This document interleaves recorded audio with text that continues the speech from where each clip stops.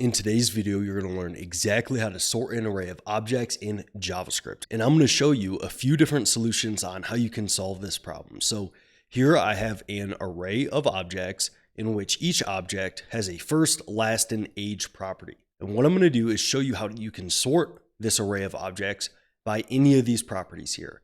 As in JavaScript, you do have the sort method that exists on arrays. So you can call .sort on an array. However, when you're trying to sort objects, the default behavior of that method is not going to work.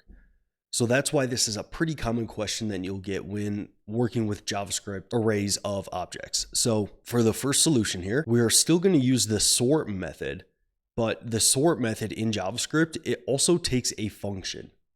And within the function that you can pass into the sort method, so here you can see I call .sort on my array of objects here.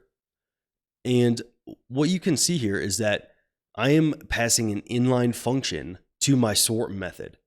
And the sort method is automatically going to pass two values to my inline function.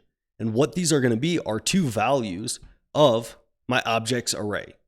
So for example, the first time through here, it's going to pass this object as the parameter A. And then it's going to pass this object, and that's going to be assigned to my parameter B. So since it passes both of these objects here, I can return certain values within this sort method to tell JavaScript how I want these to be sorted. And just to show you here how this sort method works, when we look at the Mozilla Developer Network web docs here, and we look at the sort method, you can see that I pass that inline function that's also called a compare function. So I pass that inline function and it passes those two values. And what you can do is if you return a value that is greater than 0, then it's going to sort A after B. So within your compare function, it would put this A value after this B value. So that's how it would sort it.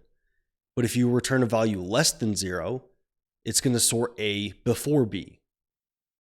And then if you return 0, it's going to keep the original order of A and B. So when I go back to my code editor here, you can see that all we need to do is make some comparison here and then return either -1 or 1 to tell JavaScript whether we want the A value.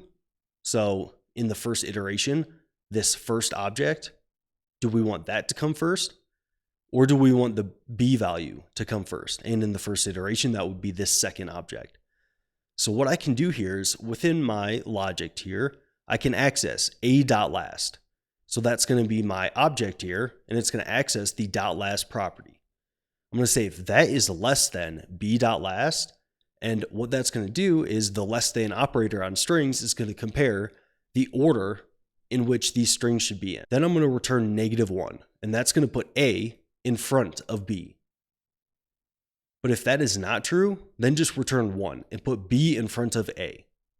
And this is going to effectively sort these objects here by their last name. And if I console log my objects here, so if I console log my original array, and then if I also console log my sorted value that is returned from my sort method, what you're going to see here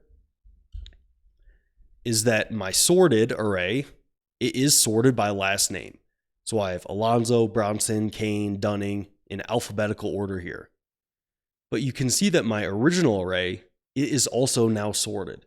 So the sort method, it does mutate your original array and it returns a reference to that original array. So that's why my sorted array is the same as my original array here. Now, what if you don't want to mutate your original array?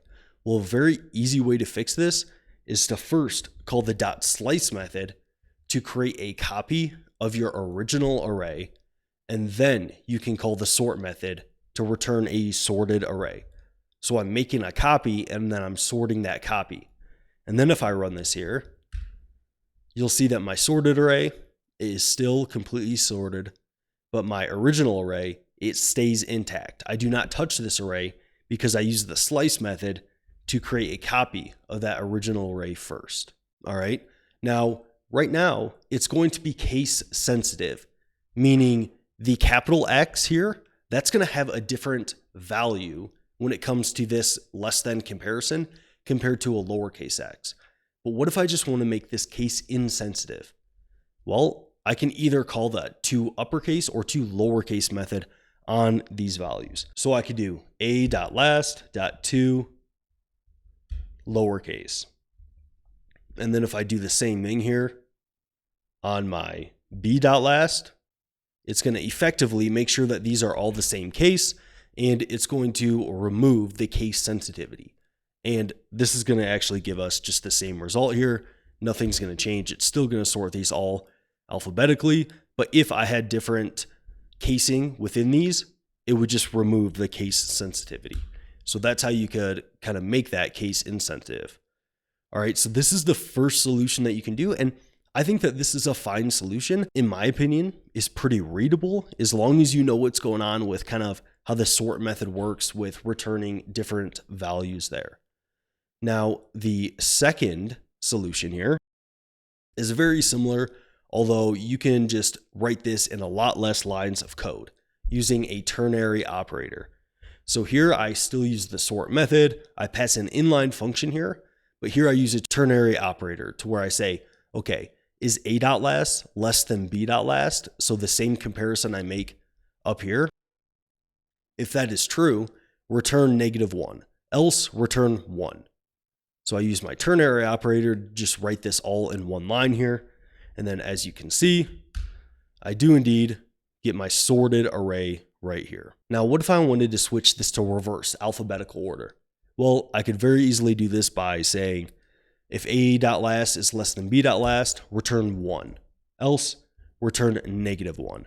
And then if I sort this, you're going to see that now, if it's later in the alphabet, that's going to be at the top of my list. So you could pretty easily adjust this to sort it how you want. And you could also just pass an inline function here like so.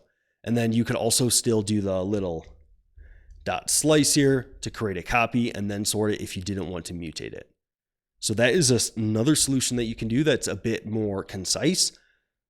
However, I would still say that, you don't always want to just go for the concise route. Yes, it can just kind of seem more clever, and it strokes my ego a little bit when I could use a really short one-liner like this.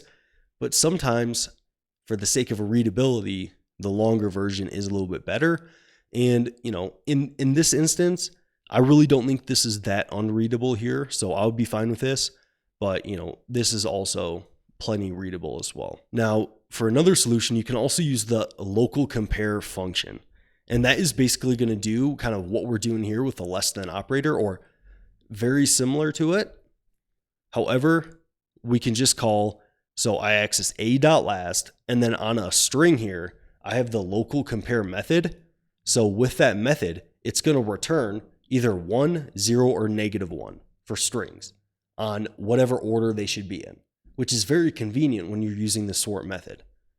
So here, it's going to compare b.last here to my a.last, and it's going to return what order that these should be in, and it's going to make that comparison for us. And it's going to return, like I said, either 1, 0, or -1 on which order they should be in. So if I run this, I'm going to get the very same result here, but I use the .toLocalCompare function. And I think that this is also a pretty readable way to do this, and it keeps you from needing to kind of use a ternary operator, which at first glance can sometimes not be the most readable thing. And I think that using the local compare function, if you were just reading through this code, it's maybe a little bit more easy to realize what you're doing here is you're comparing this string to this string and just sorting them based on that comparison. So I kind of like this solution the best so far. And then for the fourth solution, it's not necessarily different than the others, but just to show you that we can use this kind of methodology to sort by any property, regardless of whether it's a string or even if it's a more complex value or anything like that. So here I sort them by age. So I say if a.age is less than b.age, then sort a in front of b. Else, if that's not true, put b in front of a. And if I sort this here, what you're going to see is I now sort them by their age. So lower age at the front, and then the older they are at the back. And then you could quite easily switch this by just flipping around what you put in front of the other.